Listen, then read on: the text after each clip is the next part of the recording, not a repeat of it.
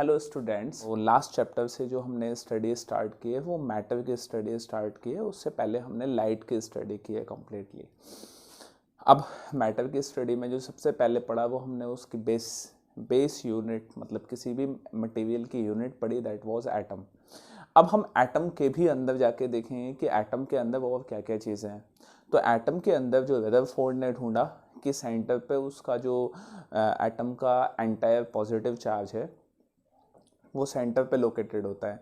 तो सेंटर पे अगर लोकेटेड होता है तो देखें तो सही कि सेंटर पे है क्या। तो जहाँ जो पॉजिटिव चार्ज लोकेटेड होता है सेंटर पे, उस जगह को नाम दिया गया है क्या, न्यूक्लियस। तो अब इस चैप्टर में हम स्टडी करेंगे क्या, न्यूक्लियस की, that is nuclei. And this is the second last chapter of your syllabus for 2020-21। ये सेकंड लास्ट चैप्टर है और चैप्टर भी काफ़ी हद तक रिड्यूस कर दिया गया है। इसमें जो रेडियो एक्टिविटी वगैरह है ये सारी हट चुकी है, तो ज़्यादा लंबा चैप्टर नहीं होगा ये। कोशिश करेंगे इसको हम जल्दी से जल्दी कंप्लीट करने की। चलिए तो स्टार्ट करते हैं हम न्यूक्लियस के बारे में। तो जो चीज़ें हमें रदरफोर्ड ने न्यूक्लियस के बारे में बताई थी वो क्या थी वो देखते हैं। देखिए nucleus, so first thing about the nucleus that the entire positive charge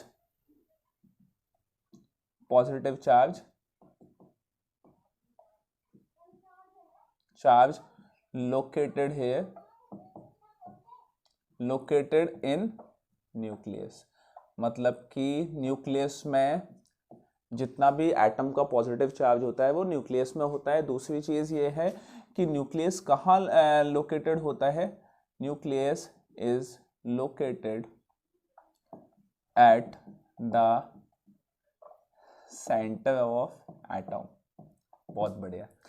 third, एक और चीज़ जो आप अभी देखेंगे थोड़ी देर बाद, मैं आपको उसका एक आइडिया दे देता हूँ कि एटम का जितना भी मास है, मैक्सिमम मास, वो भी कहाँ लोकेटेड होता है, न्यूक्लियस में। तो nucleus contains almost entire mass of atom। ठीक है, चलिए, क्योंकि एटम में न्यूक्लियस के बाहर इलेक्ट्रॉन्स और इलेक्ट्रॉन्स का मास तो बहुत ही कम है। अब देखते हैं कि ये चीज़ें तो हो गई। अब देखते हैं कि हम जैसे हर चीज़, कोई भी चीज़ होती है तो उसकी हमने एक यूनिट बनाई हुई है। जैसे लेंथ की यूनिट है मीटर, लेकिन हम अपनी कन्वीनियंस के हिसाब से उसकी और यूनिट्स बना लेते हैं। जैसे किलोमीटर एक यूनिट हो गई, एंड देन माइल एक यूनिट हो गई। तो अपनी कन्वीनियंस के अकॉर्डिंग हम यूनिट्स बना लेते हैं। फॉर एग्जांपल मास की यूनिट है किलोग्राम, लेकिन जब हमें ज़्यादा मास वे करना होता है, ज़्यादा हमें वेट तोलना होता है, तो हमने उसकी यूनिट्स बनाई हुई हैं, क्विंटल, टन। तो ये हमने यूनिट्स बनाई हुई हैं। वैसे ही जो एटम का मास होता है, वो एटम का मास इतना कम होता है कि उसको मेजर करने के लिए हमने एक अलग यूनिट बनाई हुई है, that is atomic mass unit. Atomic mass unit. Now ये एटॉमिक मास यूनिट बहुत ज़्यादा छोटी है, और ये छोटी एटॉमिक मास यूनिट ली कैसे गई, तो देखिए, मतलब इसको किसके बेस पे लिया गया। तो इसको सबसे बढ़िया था कि हाइड्रोजन के बेस पे ले लिया जाए। ठीक है, सॉरी, कार्बन के बेस पे ले लिया जाए। सॉरी, इसको हाइड्रोजन के बेसिस पे ले लिया जाए। लेकिन हाइड्रोजन जो है वो हर चीज़ के साथ रिएक्ट नहीं करता, तो फिर एक चीज़ सोची गई कि क्यों ना हम एटॉमिक मास हाइड्रोजन की बजाय कार्बन के बेसिस पे ले लें, कार्बन के बेसिस पे हम एटॉमिक मास यूनिट ले लें। लेकिन एक प्रॉब्लम वहाँ ये थी कि जो कार्बन के बेसिस पे हम एटॉमिक मास यूनिट लेते, लेकिन कार्बन का जो एटॉमिक जो मास है वो हाइड्रोजन से 12 टाइम्स ज़्यादा है। हाइड्रोजन का मास 1 है, कार्बन का 12 टाइम्स ज़्यादा है। तो कम से कम आपके पास एक ऐसी यूनिट होनी चाहिए जो बेस हो बिल्कुल। तो कार्बन को ही हाइड्रोजन के इक्विवेलेंट लाने के लिए 12 से डिवाइड कर दिया गया। ठीक है, तो देखिए जो 1 एटॉमिक मास, इसको हम 1U बोलते हैं, पहले इसको बोला जाता था एटॉमिक मास यूनिट 1U, अब 1U बोलते हैं। तो 1U is mass of carbon atom divided by 12, ठीक है। और जो कार्बन का मास निकल के आता है that mass of carbon is 1.992647 into 10⁻⁻26 divided by 12। इस चैप्टर में आपको एक मुश्किल बड़ी होने वाली है कि जो डिजिट्स होंगी वो डेसिमल के बाद 4 से 5 6 डिजिट्स तक होती हैं, तो इनको याद रखना थोड़ा सा मुश्किल होता है, ठीक है। तो अब जब इनको डिवाइड करेंगे तो हमारे पास वैल्यू आ जाएगी दैट इज 1.660539 इंटू 10⁻⁻27 kg, मतलब दिस इज 1U। तो बजाय बार बार इस वैल्यू को लिखने के हम सीधे कौन सी वैल्यू लिखेंगे, ये लिखेंगे 1U, हम सीधे लिखेंगे, बार बार इस वैल्यू को लिखने का झंझट खत्म हो जाएगा। क्या समझ में आ गई बात? तो ये इस तरह से किसी भी एक एटॉमिक मास यूनिट हमने कैलकुलेट कर ली। अब देखिए एक और चीज, जब हमने नेचर में देखा तो हमने देखा कि एक ही एटम के बहुत सारे आइसोटोप्स हैं, जैसे हाइड्रोजन के हैं, जैसे कैल्शियम क्लोरीन के हैं, तो अलग अलग चीज़ों के आइसोटोप्स होते हैं। तो आइसोटोप्स का मतलब ये है कि उनका जो मास है वो अलग अलग होगा। तो सवाल ये है कि हम एवरेज मास कैसे निकालें उसका, हम क्या कहें, हम क्या अब क्लोरीन के 2 आइसोटोप्स हैं हमारे पास, तो क्या हम अलग अलग मास दोनों का लिखेंगे पीरियोडिक टेबल में? नहीं, हमें मास तो एक ही लिखना पड़ेगा उसका। तो मास जो एक लिखेंगे वो मास कैसे लिखेंगे, तो उसके लिए हम कैलकुलेशन करते हैं एवरेज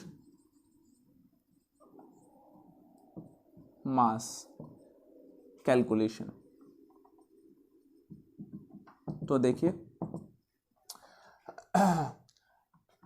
जिस क्लोरीन का मास 34.98 एटॉमिक मास यूनिट है, वो हमें जो नेचर में मिलता है, नेचर में उसकी जो अबंडेंस है, this is mass and this is abundance.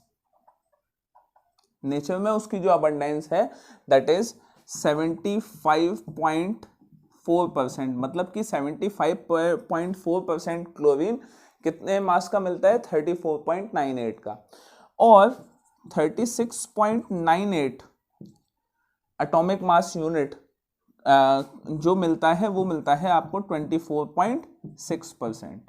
तो अगर इसका हम वेटेड परसेंटेज निकालें, वेटेड मतलब कि एवरेज परसेंटेज हम निकालें, तो देखिए क्या निकलेगा।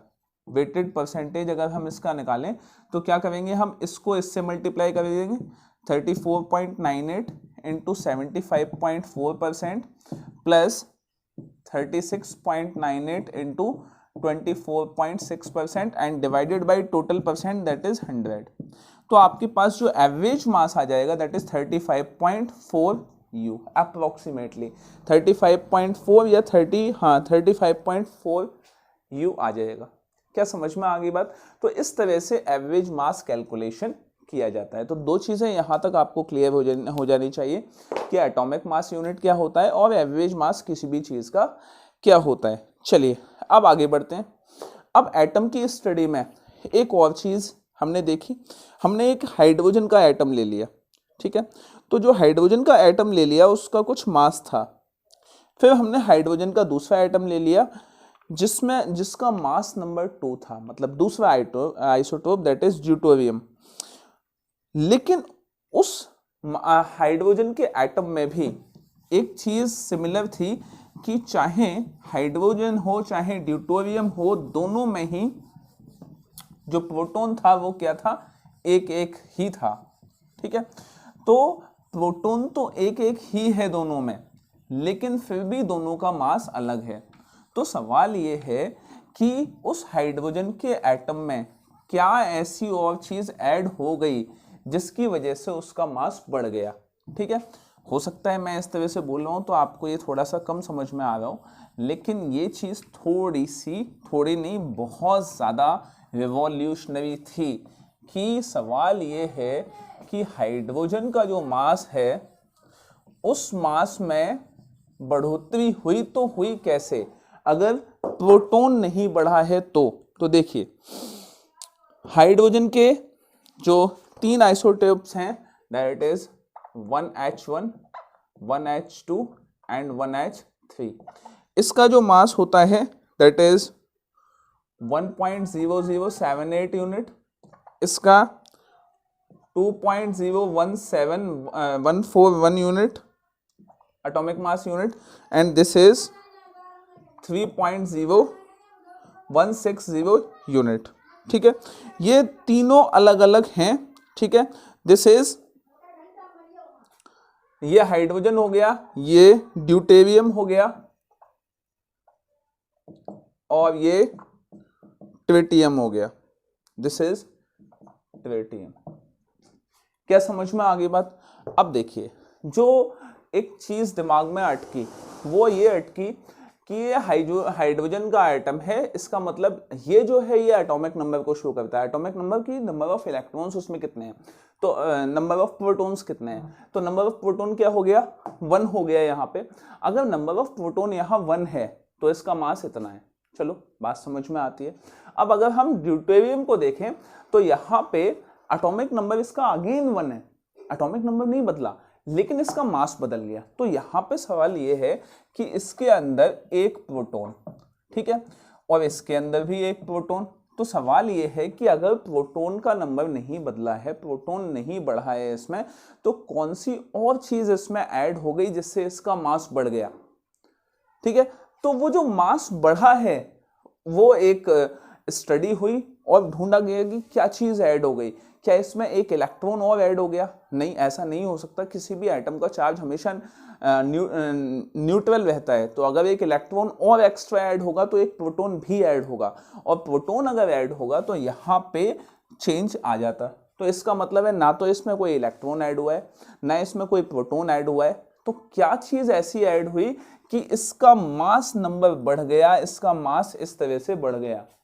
तो इसमें कोई ऐसी चीज ऐड हुई। जब इसमें रिसर्च हुई और जो साइंटिस्ट थे उन्होंने जो रिसर्च की उनका नाम था जेम्स चैडविक, शायद यही स्पेलिंग है। जब उन्होंने रिसर्च की तो उन्होंने कहा कि इसमें कोई ऐसी चीज ऐड हुई है, इसमें कोई ऐसी चीज है जिस चीज के पास, जो चीज इसके चार्ज में कोई इफेक्ट नहीं डाल रही लेकिन मास में इफेक्ट डाल रही है।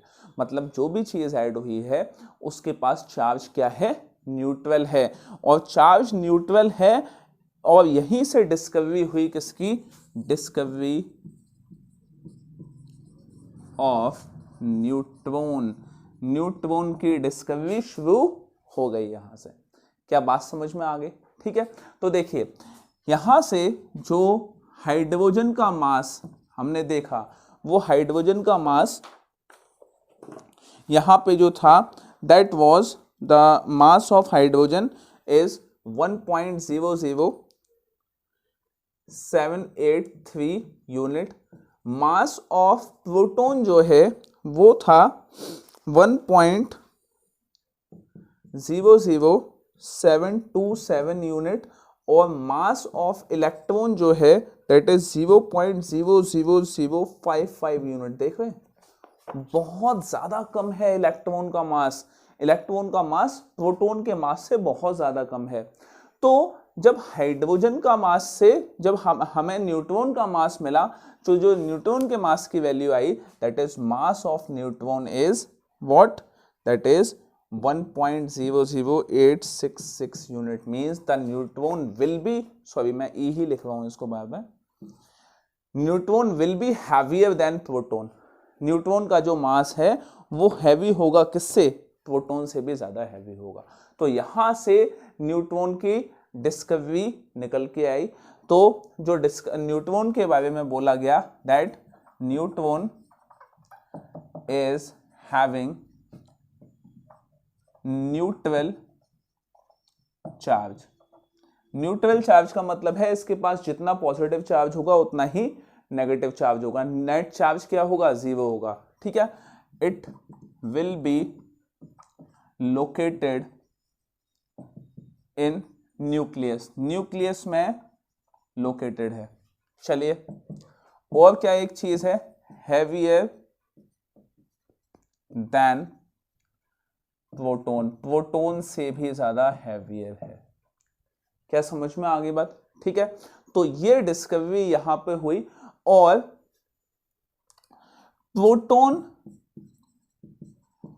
और एक न्यूट्रॉन का पेयर मिलके बनाते हैं, या मैं लिखूं one pair of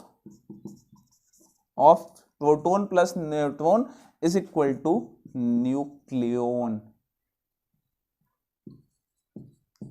that is nucleon. इसको हम बोलते हैं क्या? न्यूक्लियन। इन दोनों के एक जोड़े को हम न्यूक्लियन बोलते हैं। क्या समझ में आ गई बात?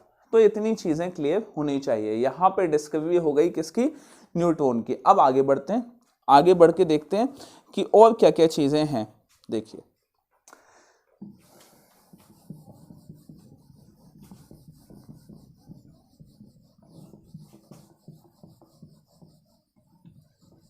ये जो हिस्सा हम पढ़ रहे हैं ये कॉम्पोजिशन है अभी तक, अभी हम इसके बाद साइज पढ़ेंगे। फिलहाल जो पढ़ रहे हैं दैट इज कॉम्पोजिशन, कि एक न्यूक्लियस के अंदर एक्चुअली है क्या क्या चीजें।